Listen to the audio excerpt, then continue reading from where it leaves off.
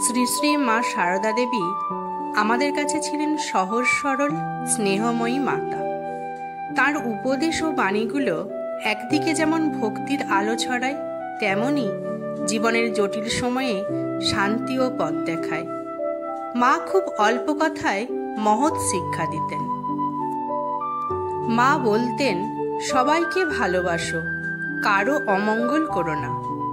তিনি বলতেন, অন্যের মঙ্গল করলেই নিজের মঙ্গল ঘটে। হৃদয়ে বিদ্বেষ পোষণ করলে শান্তি নষ্ট হয়। তুমি যদি ভালোবাসা দাও, ভালোবাসাই ফিরে পাবে। মানুষের সঙ্গে সম্পর্কের মূল রহস্যই হলো ভালোবাসা। সবকিছু সহ্য করো, সবকিছু ক্ষমা করো। মায়ের মতে এই সহনশীলতা জীবনের সবচেয়ে বড় শক্তি। ক্ষমা না করতে পারলে মন চঞ্চল থাকে, আনন্দ মেলে না। কেউ যদি তোমার দোষ দেখে, তাতে ক্ষতি নেই। নিজের দোষ নিজে সংশোধন করো। অন্যের সমালোচনা নিয়ে বিরক্ত না হয়ে আত্মসংশোধন করলে সত্যিকারের উন্নতি হয়। তিনি বলেছেন, সবার সঙ্গে মিষ্টি কথা বলবে, তাতেই শান্তি পাবে। মধুর ব্যবহারই মানুষকে আপন করে তোলে। রুক্ষ বা কঠিন কথায় অশান্তি বাড়ে। যা আসে তাকে শান্ত মনে গ্রহণ করো। জীবনের সুখ দুঃখ, সাফল্য ব্যর্থতা সবকিছুকেই শান্ত মনে গ্রহণ করতে শিখলে মানসিক শান্তি বজায় থাকে। মা বলতেন, ভক্তি থাকলে সবকিছুই সহজ হয়। মায়ের মতে ভক্তি মানেই ঈশ্বরের প্রতি প্রেম। ভক্তি থাকলে মানুষ জীবনের কষ্ট আনন্দে সহ্য করতে পারে। নিজের ছেলে মেয়ের মতো সবার প্রতি আচরণ করো। মা সব ভক্তকে সন্তান মনে করতেন। তার শিক্ষা হলো ভেদাভেদ না করে সবাইকে এক চোখে দেখা। অন্যের দোষ দেখো না, নিজের দোষ সংশোধন করো। সবসময় অন্যকে দোষারোপ করলে শান্তি মেলে না, বরং নিজের জীবনকে উন্নত করতে হবে। তুমি যদি সত্যিই ভক্ত হও, তবে তোমার উপর দুঃখ বেশি দিন স্থায়ী হবে না। মায়ের আশ্বাস, সত্যিকারের ভক্তকে ঈশ্বর সব সময় রক্ষা করেন।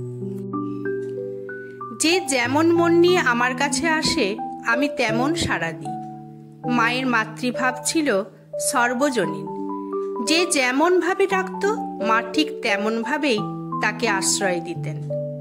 অন্যের অমঙ্গল চেয়েও না, তাতে নিজেরই ক্ষতি হয়। মায়ের মতে বিদ্বেষ ছড়ালে তা ঘুরে নিজের উপরেই আসে। তাই অমঙ্গল নয়, মঙ্গল কামনা করো। সবসময় মিষ্টি কথা বলবে। রুক্ষ ভাষা মনকে আঘাত দেয়। মধুর ভাষা সম্পর্ক মজবুত করে, তাতে শান্তি আনে। তিনি বলতেন, যা করতে পারো তাই করো, কিন্তু অহংকার করো না। কাজ বড় নয়, মনোভাব বড়। কাজের মধ্যে অহংকার এলে ফল নষ্ট হয়।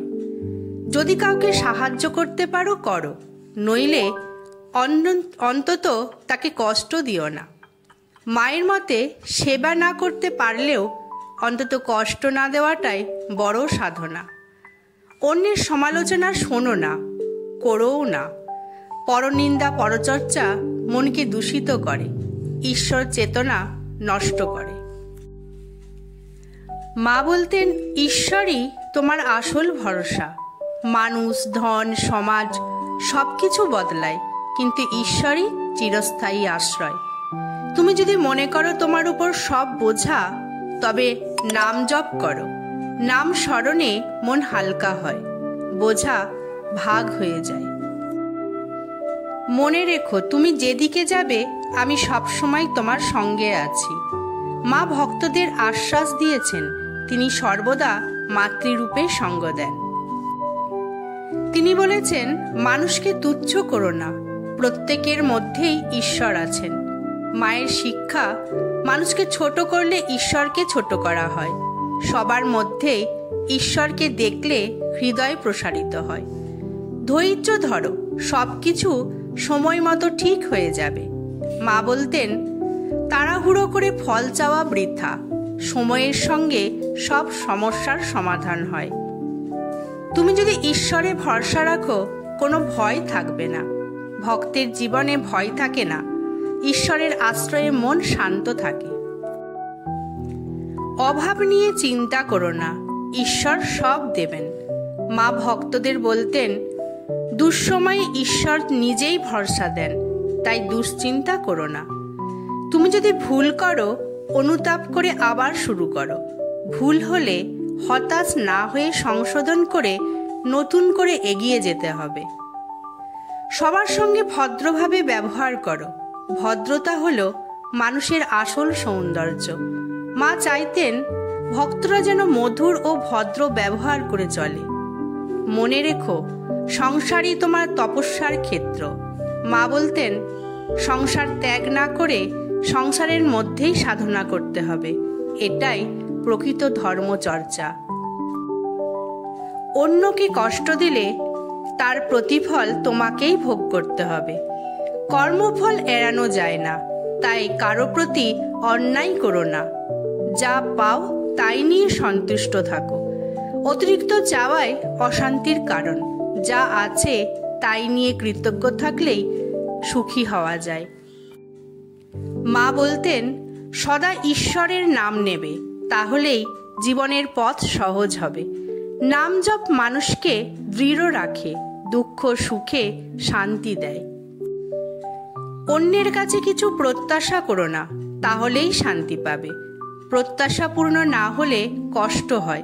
প্রত্যাশাহীন হলে মন শান্ত থাকে। যদি তুমি ঈশ্বরকে ডেকে যাও, তিনি নিশ্চয়ই সাড়া দেবেন। ভক্তি ও অধ্যাবসায়ে প্রার্থনা কখনো বৃথা যায় না। তিনি বলতেন, অহংকার করলে জ্ঞান নষ্ট হয়। মায়ের মতে অহংকার আধ্যাত্মিকতার সবচেয়ে বড় শত্রু। বিনয়ী মানুষই ঈশ্বর চেতনা পায়। সবকিছু মায়ের হাতে ছেড়ে দাও, দেখবে মন শান্ত হয়ে গেছে। আত্মসমর্পণই শান্তির পথ। মায়ের কাছে নিজেকে সঁপে দিলে দুঃখ দূর হয়ে যায়। তুমি যতই পবিত্র হওয়ার চেষ্টা করবে, ঈশ্বর ততই তোমাকে সাহায্য করবেন। আন্তরিক চেষ্টাকে ঈশ্বর কখনো বিফল হতে দেন না। মা বলতেন, অন্যের সুখে আনন্দিত হও। ঈর্ষা মনকে কলুষিত করে। অন্যের আনন্দে আনন্দ পেলে অন্তরে শান্তি আসে। যদি কেউ তোমাকে অপমান করে, সহ্য করো। ঈশ্বর সব দেখছেন। মা শেখাতেন, অপমান সহ্য করলে মন শক্ত হয় এবং ঈশ্বরের কৃপা মেলে। শান্ত থাকো, তবেই সব সমস্যার সমাধান পাবে। উত্তেজনায় ভুল বাড়ে। শান্ত মনে সমাধান খুঁজে পাওয়া সহজ হয়। সন্তানের দোষ থাকলেও তাকে ভালোবাসো। মা সব ভক্তকে সন্তান মনে করতেন। তিনি বলতেন, সন্তান ভুল করলে তাকে ভালোবাসা দিয়ে সংশোধন করো। তুমি যদি ঈশ্বরকে সত্যিই ভালোবাসো, তবে সংসারের মধ্যেও শান্তি পাবে। সংসার ত্যাগ না করেও ভক্তি দিয়ে সংসারে আনন্দ পাওয়া যায়। তিনি বলতেন, অন্যের কষ্ট দেখে চোখ বুজো না। সহানুভূতি মানুষের আসল ধর্ম। অন্যকে সাহায্য করাই প্রকৃত ঈশ্বর সেবা। তুমি যদি কারোর সেবা করো, বুঝবে তুমি ঈশ্বরকেই সেবা করছো। মা শেখাতেন, সেবা মানেই ভগবানের সেবা। মানুষের মধ্যে ঈশ্বরকে দেখা যায়। অন্যের জন্য ত্যাগ করতে শেখো। নিঃস্বার্থ ত্যাগেই জীবনের সত্য আনন্দ। সদা নম্র থাকো, অহংকার করো না। বিনয়ী মানুষের কাছে সবাই আকৃষ্ট হয়। অহংকার মানুষকে একা করে দেয়। মনের অশান্তি দূর করতে ঈশ্বরের নাম নাও। নাম স্মরণই অশান্ত মনকে শান্ত করার সহজ উপায়। তিনি বলতেন, তুমি যদি অন্যকে সম্মান দাও, তিনিও তোমাকে সম্মান করবেন। পারস্পরিক সম্মানেই সম্পর্ক সুন্দর হয়। অন্যকে ছোট করে দেখো না, তাহলেই ঈশ্বরকে পাবে। ভেদাভেদ করলে ঈশ্বর প্রাপ্তি হয় না। সমতা রাখলে ভক্তি দৃঢ় হয়। মা বলতেন, তুমি যদি সৎ পথে থাকো, ভয় কিসের? সত্যের পথেই শক্তি আছে। অসৎ হলে ভয় বাড়ে, সৎ হলে মন দৃঢ় হয়। তুমি যেদিন বুঝবে মায়ের ইচ্ছে ছাড়া কিছুই হয় না, সেদিন তোমার দুঃখ ঘুচবে। আত্মসমর্পণই মুক্তির পথ। সবকিছু মায়ের ইচ্ছা বলে মেনে নিলে দুঃখ মুছে যায়। শ্রী শ্রী মা সারদা দেবীর শিক্ষা হল সহনশীলতা, মধুর ব্যবহার, ভালোবাসা, ক্ষমা, ভক্তি ও আত্মসংশোধন। এগুলোই জীবনে শান্তি ও আনন্দ আনে। আমার ভিডিওটি আপনাদের ভালো লাগলে অবশ্যই একটি কমেন্ট করে জানাবেন, আর আমার চ্যানেলটিকে শেয়ার ও লাইক করবেন। ধন্যবাদ। সবাই ভালো থাকবেন।